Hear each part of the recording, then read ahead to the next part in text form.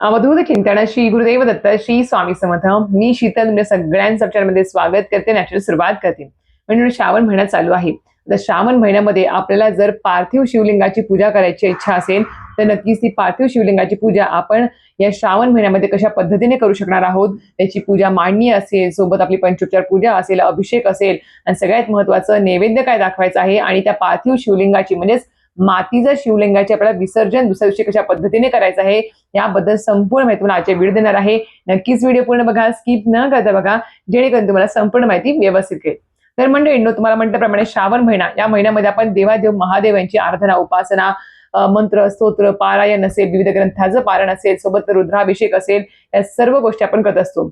पण आपणास माहितीये का की श्रावण महिना असेल, महाशिवरात्र असेल किंवा प्रत्येक सोमवारी असेल किंवा श्रावण महिन्याच्या सोमवारी असेल, पार्थिव शिवलिंग म्हणजेच मातीचं शिवलिंग बनवून त्याची पंचोपचार पूजा, आराधना, उपासना करून त्यासमोर आपल्याला नैवेद्य ठेवून आरती करून आपल्याला ती पूजा करायची असते पार्थिव शिवलिंगाची. आणि हे जर आपण आपल्या घरामध्ये जर केलं तर असं म्हटलं गेलं आहे की बा, जर तुम्ही पार्थिव शिवलिंगाची या श्रावण महिन्यामध्ये महाशिवरात्र किंवा सोमवारी जर आपल्या घरात पूजा केली स्वतः हाताने तयार करून पार्थिव शिवलिंग, तर खरंच तुमच्या घरामध्ये सुख, समृद्धी, ऐश्वर, धन, धान्य जी तुम्हाला प्राप्ती होते, उत्तम आरोग्य लाभतं आणि सगळ्यात महत्वाचं अकाल मृत्यूचं भय तुमचं जे आहे किंवा अकाल मृत्यूचं जे काही संकट आहे ते सुद्धा तुमचं टळत असतं. तर अशा प्रकारचं याचं महत्व आहे पार्थिव शिवलिंगाचं. अजून एक महत्व आहे बघा, की म्हटलं गेलं होतं बा पौराणिक कथेनुसार किंवा त्रेता युगामध्ये भगवान श्रीरामांनी रावणावर विजय मिळवण्यासाठी रामेश्वर येथे स्वतःच्या हाताने मातीचं शिवलिंग तयार केलं होतं आणि त्याची उपासना केली होती. अशा प्रकारे सुद्धा याचं महत्व आहे. त्यांनी विजय प्राप्त केला होता रावणावरती. अशा प्रकारे सुद्धा याची एक म्हणजे अलौकिक कथा सुद्धा आहे किंवा महत्व सुद्धा आहे. त्याच्यामुळे जर तुम्हाला इच्छा असेल, अजून श्रावण महिना आपला चालू आहे किंवा तुम्ही नंतर सुद्धा कधीही आपल्या श्रावण महिन्यात संपल्यानंतर कुठल्याही सोमवारी असेल, महाशिवरात्र असेल आपली महिन्यातली, त्या दिवशी आपल्या घरामध्ये पार्थिव शिवलिंग स्वतःच्या हाताने बनवून आपल्याला त्याची पंचोपचार, अभिषेक, नैवेद्य, आरती सर्व काही उपासना जे आपल्याला घरात करायचं असतं. आता पार्थिव शिवलिंग आपल्याला सांगितल्याप्रमाणे पार्थिव शिवलिंग म्हणजे काय असतं, मातीचं शिवलिंग. आता पार्थिव शिवलिंग कसं तयार करायचं आहे, तर काय करायचं, तुमच्या जवळपास घराजवळ जर गावाकडे राहत असाल तर जवळपास नदी वगैरे असेल, त्या नदी काठची पवित्र ठिकाणची आपल्याला माती घेऊन यायची आहे किंवा वाळू घेऊन यायची आहे. ती घेऊन यायची, घरात आणल्यानंतर स्वच्छ धुवून घ्यायची आणि त्याच्यामध्ये काही खडे, कचरा वगैरे असेल तर ते काढून टाकायचं आहे. स्वच्छ, एकदम शुद्ध, स्वच्छ अशी पवित्र अशी माती असावी, त्यामध्ये काही सुद्धा घाण नाही पाहिजे.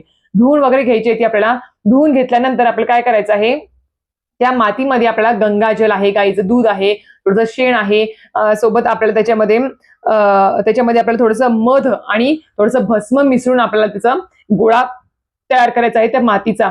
आणि नंतर आपल्याला त्याचं एक शिवलिंग तयार करायचं आहे. शिवलिंग जे आपल्या देवघरामध्ये असतं बघा, त्या पद्धतीने आपल्याला शिवलिंग तयार करायचं आहे. आता शिवलिंगाचा आकार कशा पद्धतीने असावा, ज्यावेळेस आपण पार्थिव शिवलिंग तयार करतो त्यावेळेस त्याची म्हणजे उंची किती असावी, किती साईज असायला पाहिजे, तर फक्त आपल्या या अंगठ्या एवढी, फक्त आपल्या या अंगठ्या एवढी, अंगठ्यापेक्षा मोठं शिवलिंग आपल्या देवघरामध्ये घरामध्ये पूजू नये. तर आपल्या अंगठ्या एवढेच पार्थिव शिवलिंग आपल्याला तयार करायचं आहे. पवित्र ठिकाणची नदी काठची आपण माती घेऊन यायची आहे, वाळू घेऊन यायची आहे, ती स्वच्छ धुवायची, स्वच्छ करायची आहे. परत सांगते आहे, त्याच्यामध्ये धुतल्यानंतर त्याच्यामध्ये तुम्हाला गंगाजल, थोडंसं गाईचं दूध, शेण, नंतर भस्म आहे, अशा प्रकारे तूप, मध तुम्ही त्याच्यामध्ये मिक्स करावं आणि त्याच्यानंतर तुम्हाला त्याचा गोळा बनवून एक पार्थिव शिवलिंग तयार करायचं आहे अंगठ्याच्या आकारा एवढं. ते केल्यानंतर आता आपण याची पूजा मांडणी कशी करायची आहे, तर पूजा मांडणी तुम्ही देवघरासमोर करू शकता, पाटावर करा किंवा तुम्ही चौरंगावर करू शकता. पाटावर किंवा चौरंगावर तुम्हाला पांढरं वस्त्र अंथरायचं आहे. त्याच्यावर तुम्ही एक ताम्हण घ्या, ताट घ्या, कारण की कपड्यावरती जर आपण मातीचं शिवलिंग बनवतो तर कपडा खराब होऊ शकतो. तर धुवून घेतलं तरी सुद्धा चालेल, कापडावर जरी तुम्ही शिवलिंग पार्थिव शिवलिंग तयार करून पूजलं तरी सुद्धा चालेल. पण जर तुम्हाला वाटत असेल किंवा कपड्यावरती येऊ शकतं तर काय करायचं, चौरंगावर आपल्याला पांढरं वस्त्र अंथरायचं आहे. त्यानंतर धूप दीप लावून घ्यायचा, अग्नीच्या साक्षीने सर्व गोष्टी करायच्या आपल्याला. त्यानंतर एक ताम्हण तिथे चौरंगावर किंवा पाटावर ठेवायचं आहे. त्या ताम्हणामध्ये आपल्याला एक बेलपत्र ठेवायचं आहे पालतं. त्याच्यावर तुम्हाला हे जे शिवलिंग आहे, पार्थिव शिवलिंग, ते तुम्हाला त्याच्यावरती तयार करायचं आहे. मातीचा जो गोळा आपण तयार केला सगळं काही साहित्य टाकून, त्याचं अंगठ्या एवढं आपल्याला पार्थिव शिवलिंग त्या बेलाच्या पानावरती आपल्याला तयार करायचं आहे. ते केल्यानंतर आता आपल्याला धूप दीप चालू ठेवायचा आहे, अग्नीच्या दिवा विझू द्यायचा नाही, अग्नीच्या साक्षीने सर्व गोष्टी करायच्या आहेत आपल्याला. आता ते केल्यानंतर आपल्याला काय करायचं आहे, त्या पार्थिव शिवलिंगावर आपल्याला अभिषेक करायचा आहे. तुम्ही पंचामृताने अभिषेक करायचा आहे, त्याच्यावरती ओम नमः शिवाय, ओम नमः शिवाय म्हणून तुम्हाला अभिषेक करायचा आहे. ते केल्यानंतर तुम्हाला जे काही पार्थिव शिवलिंग आहे त्याला तुम्हाला भस्म लावायचं आहे, चंदन लावायचं आहे, त्या तुम्हाला त्याच्यावरती पांढरी फुलं आहे, नंतर धोतराचं फुल आहे, फोड आहे ते तुम्हाला अर्पण करायचं आहे, पांढरी वस्त्रमाळ आहे, जानवं जोड आहे ते तुम्हाला त्याच्यावरती अर्पण जानवं जोड आहे ते तुम्हाला त्याच्यावरती अर्पण करायचं, म्हणजे आपलं वस्त्रमाळ जी म्हणतो आपण त्याला ती तुम्हाला अर्पण करायची आहे.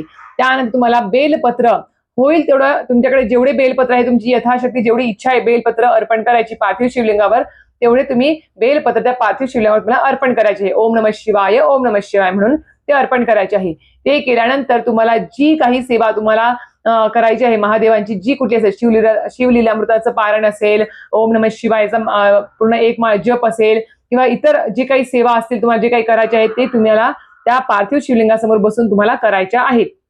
आता ते केल्यानंतर सेवा झाल्यानंतर नैवेद्य काय दाखवायचं, नैवेद्य तुम्हाला फळाचा, साखर, दूध वगैरे असं तुम्हाला नैवेद्य तिथे दाखवायचं आहे. ते दाखवायचं तुम्हाला आरती करायची आहे महादेवाची किंवा शंकराची आरती करायची आहे. तर अशा प्रकारे पार्थिव शिवलिंगाची आपली पंचोपचार पूजा वगैरे सगळं नैवेद्य वगैरे झालं. या पद्धतीनेच आपलं काय साधी सोपी पद्धत असते. आता ते केल्यानंतर आता खूप मोठा प्रश्न की ताई आता हे पार्थिव शिवलिंग आपण तयार केलं, त्याची पूजा वगैरे केली, त्याच्यासमोर आपण सेवा सुद्धा केल्या, सगळं काही केलं, पण आता ह्या पार्थिव शिवलिंगाचं विसर्जन कशा पद्धतीने करायचं आहे. तर पार्थिव शिवलिंग ज्या दिवशी आपण घरामध्ये सकाळी तयार करतो ते दिवसभर आपल्या घरामध्ये असावं, दिवसभर रात्रभर घरात असायला पाहिजे. दुसऱ्या दिवशी सकाळी उठल्यानंतर आपण स्नानादी केल्यानंतर म्हणजेच आपली आंघोळ वगैरे झाली, सगळं काय झालं, देवपूजा वगैरे झाली, नंतर आपण जे पार्थिव शिवलिंग आहे त्याच्यासमोर जी पूजा मांडली आहे तिथे दिवा विझलेला असेल, दिवा प्रज्वलित करावा. दिव्याच्या साक्षीने आपण काय करायचं आहे, परत दीप ओवाळायचा आहे, आपल्याला थोडासा नैवेद्य दाखवायचा आहे गोडाचा. त्यानंतर आपल्याला जे काही पार्थिव शिवलिंग आहे त्याच्यावरचं साहित्य हळूहळू काढून घ्यायचं आहे आपल्याला ओम नमः शिवाय म्हणून. आणि जे पार्थिव शिवलिंग आपण मातीचं बनवलेलं आहे ते तुम्हाला एखादं भांड्यामध्ये पाणी घ्या, बकेटात घेऊ, बाथरूम मध्ये असं ते वापरू नका. एखादं पातेलं घ्या किचन मधलं स्वच्छ असं, तर ते पातेलं घ्या, त्यात पाणी घ्या आणि ते जे पार्थिव शिवलिंग मातीचं बनवलेलं आहे ते त्याच्यामध्ये आपल्याला टाकायचं आहे, विसर्जन करायचं आहे. मग जी माती जी आहे ती पाण्यामध्ये घोळली जाईल पूर्णपणे, आणि ते जे पाणी असेल मातीचं वाळूचं जे काही पाणी आहे शिवलिंगाचं, पार्थिव शिवलिंगाचं, ते पाणी तुम्हाला कुंड्यांना टाकून द्यायचं आहे. तुळशीचं झाड सोडून तुम्ही इतर झाडांना टाकू शकता. तशा प्रकारे तुम्हाला विसर्जन करायचं आहे त्या पार्थिव शिवलिंगाचं. असं तुम्ही प्रत्येक श्रावणातला प्रत्येक सोमवारी असेल किंवा जेव्हा केव्हा तुम्हाला इच्छा असेल, शुभ दिवशी या श्रावणामध्ये असेल किंवा महाशिवरात्र आली समजा आता श्रावणामध्ये, त्या दिवशी तुम्ही करू शकणार आहे, किंवा कुठल्याही सोमवारी केले तरी सुद्धा चालणार आहे. पण नक्कीच करून बघा, खूप प्रभावी मानलं गेलं आहे.